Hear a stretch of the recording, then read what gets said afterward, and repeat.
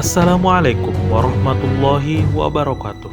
Pemirsa Assalam, kami kembali hadir untuk menyapa dan memberikan informasi-informasi Islami berdasarkan apa yang tersirat dalam kitab suci Al-Quran dan hadis-hadis sahih.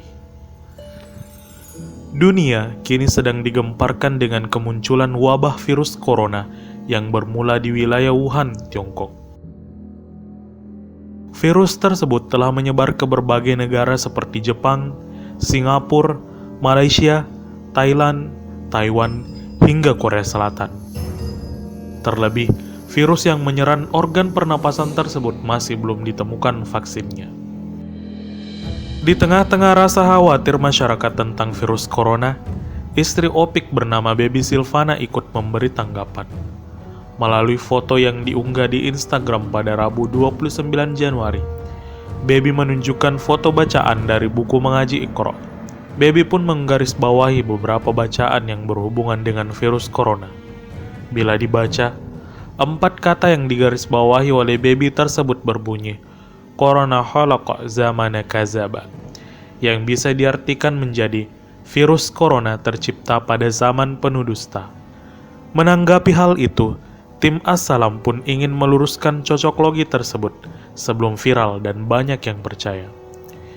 Jika diterjemahkan, corona artinya menemani, sedang virus corona dalam bahasa Arab yakni kuruna memakai huruf kaf dan bukan qof. Itu dapat dilihat di berita-berita Timur Tengah.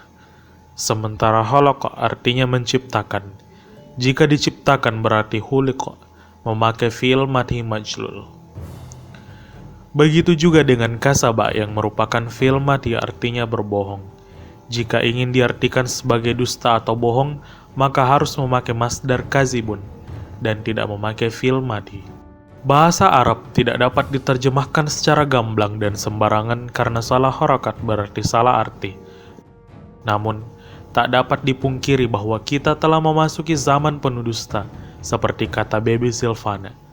Rasulullah Shallallahu Alaihi Wasallam pun pernah bersabda, akan tiba pada manusia tahun-tahun penuh kebohongan. Saat itu, orang bohong dianggap jujur, orang jujur dianggap bohong, pengkhianat dianggap amanah, orang amanah dianggap pengkhianat. Ketika itu, orang Ruwaibida berbicara. Ada yang bertanya, siapa Ruwaibida itu? Nabi menjawab, orang bodoh yang mengurusi urusan orang umum.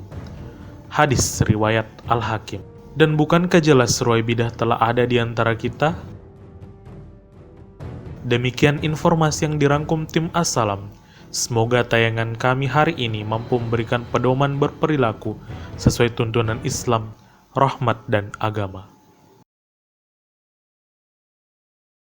Wassalamualaikum warahmatullahi wabarakatuh.